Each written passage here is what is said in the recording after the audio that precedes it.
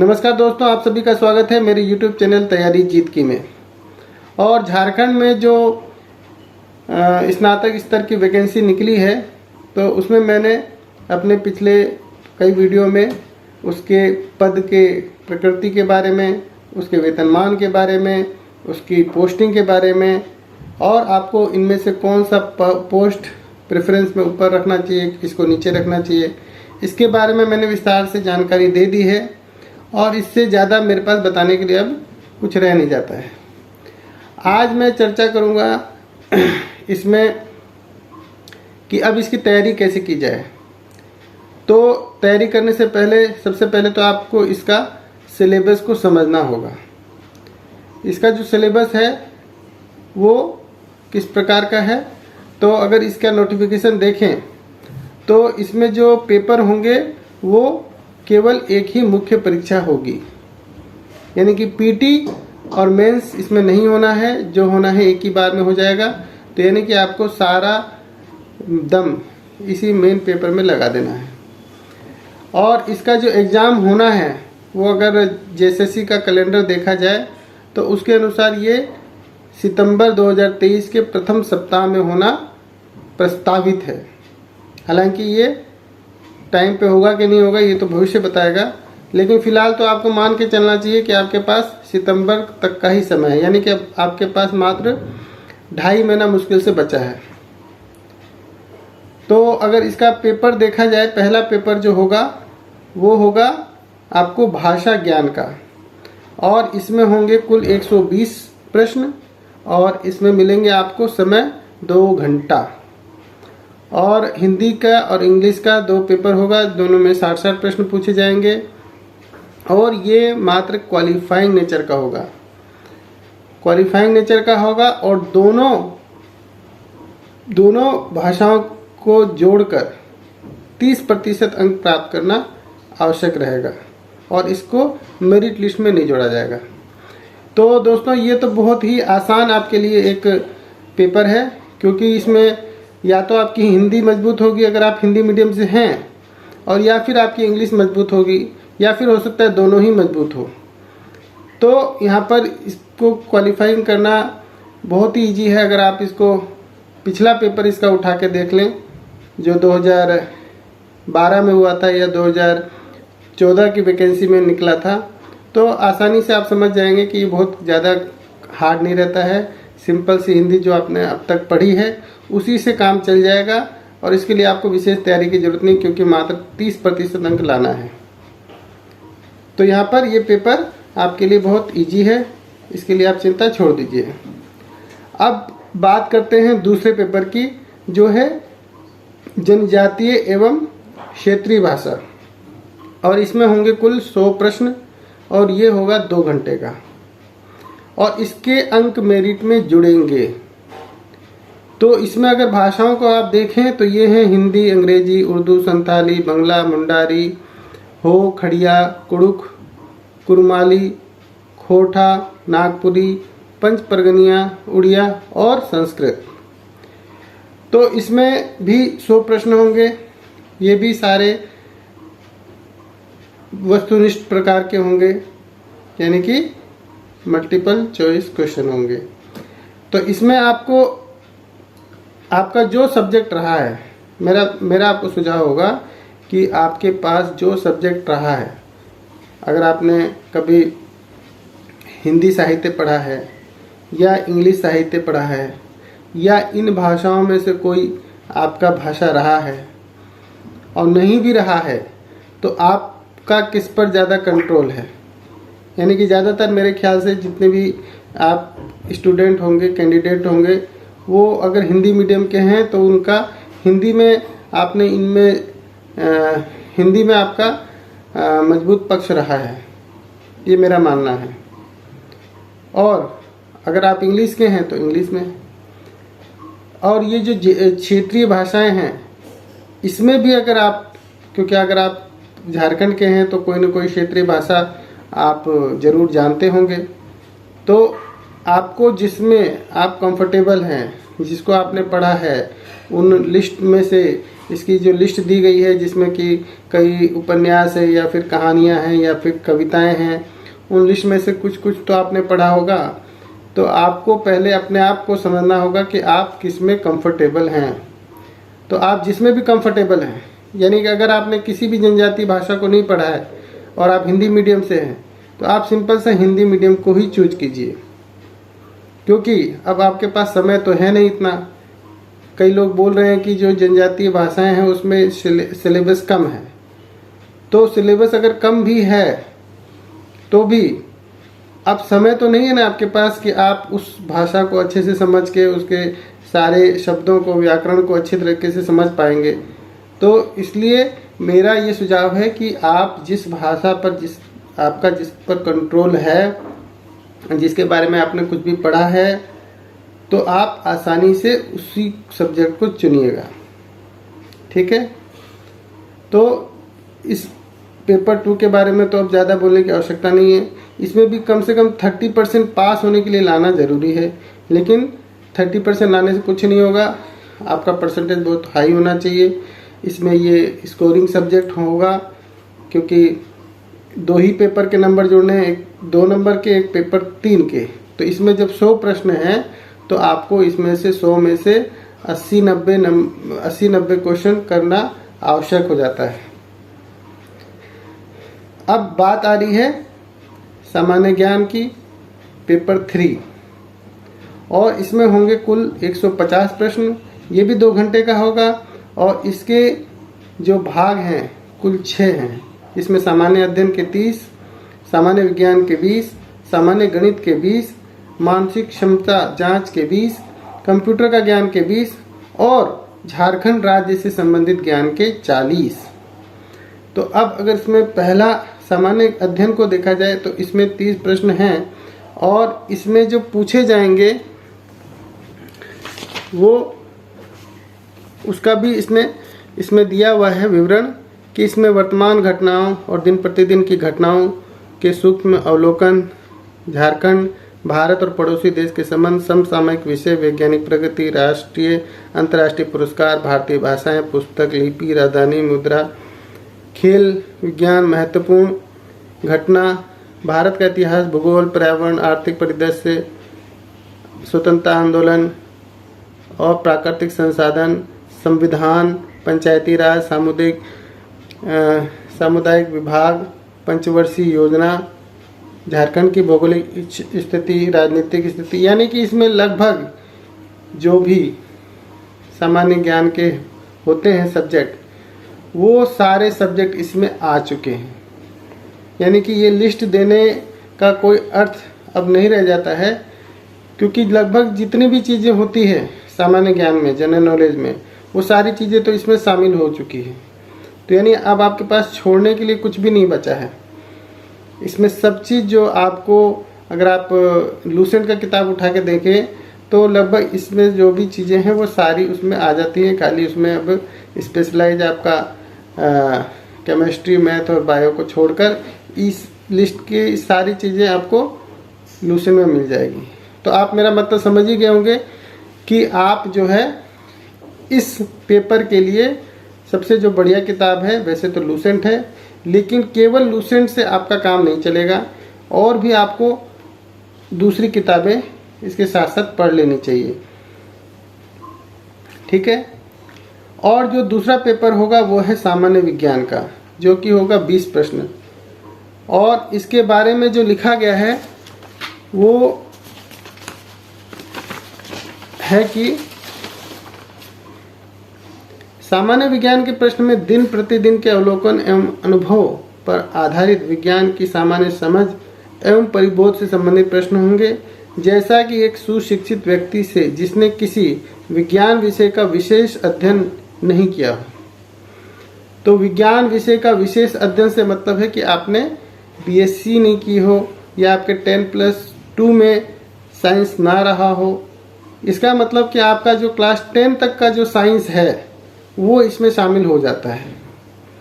तो क्लास 10 तक के साइंस के लिए भी फिर मैं वही बोलूँगा कि आप लूसेंट पढ़ लीजिए।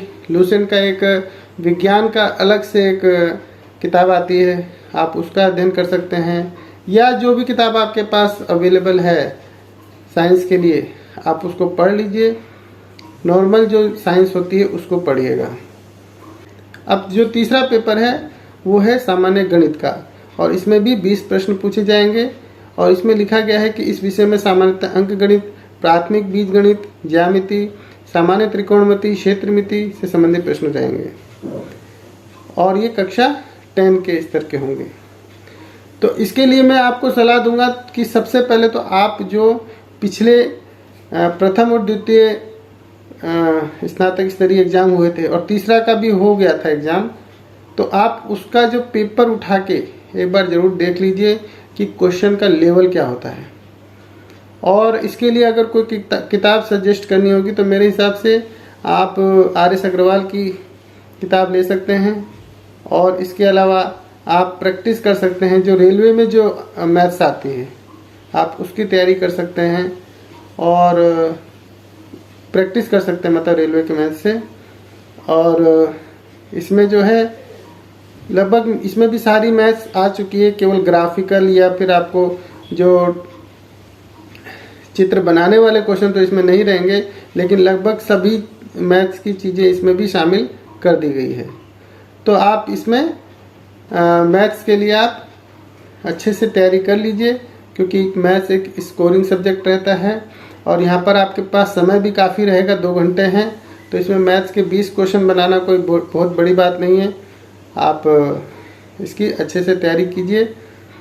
जो चौथा पेपर होगा वो है मानसिक क्षमता जांच का, और इसमें जो लिखा गया है किस तरह के क्वेश्चन होंगे, तो सादृश्य, समानता, भिन्नता, स्थान कल्पना, समस्या समाधान, विश्लेषण, दृश्य, स्मृति, विभेद, अवलोकन, संबंध, उदाहरण, अंक गणितीय तर्क शक्ति, अंक गणितीय संख्या श्रृंखला एवं कूट लेखन तथा कूट व्याख्या इत्यादि।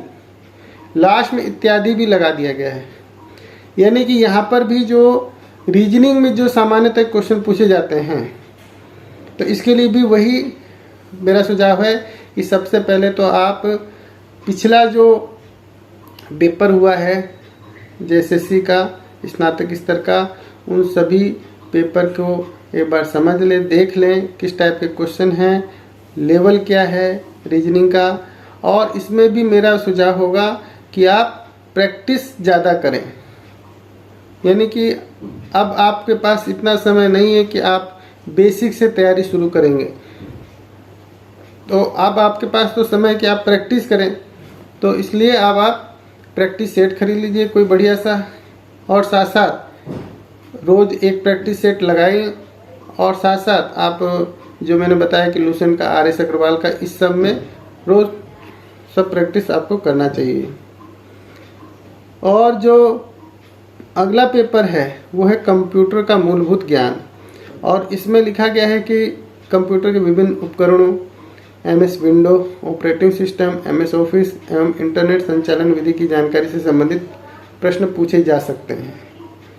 तो इसमें जो कंप्यूटर से, जैसा मुझे पता है कि कंप्यूटर से जुड़े हुए बहुत हार्ड क्वेश्चन, बहुत ज़्यादा टेक्निकल क्वेश्चन नहीं पूछे जाते हैं। सिंपल से जो कंप्यूटर हार्डवेयर है या इंटरनेट के लिए जो उसमें मॉडेम वगैरह होती है, तो उसके बारे में जो जानकारियां हैं, और शॉर्ट कीज हैं आपके जो कंप्यूटर में, MS विंडो में, MS वर्ड में और MS एक्सेल में, तो उसमें जो शॉर्ट की हैं उसका आप यूज जान लीजिए। और पावर पॉइंट इत्यादि के बारे में जो सामान्य है क्वेश्चन पूछे जाते हैं। आप एक बार पिछला पेपर भी उठा के देखिए, उसमें भी कंप्यूटर था, तो उसमें किस टाइप के क्वेश्चन थे, क्या लेवल था, लगभग उसी की तैयारी आप इसमें कर लीजिए, और उससे थोड़ा सा लेवल अच्छा बढ़ा के तैयारी कीजिए, ताकि कोई ज़्यादा से ज़्यादा कठिन क्वेश्चन भी आ जाए तो भी आप उसे निकाल सकें। और जो लास्ट पेपर है इसमें जो पार्ट है वो है झारखंड राज्य से संबंधित ज्ञान। ये बहुत ज़्यादा महत्वपूर्ण है, क्योंकि इसमें 40 क्वेश्चन दिए जाएंगे इस पार्ट से, और जो कि बहुत ज़्यादा होते हैं। 150 में से 40 क्वेश्चन केवल झारखंड से ही रिलेटेड है।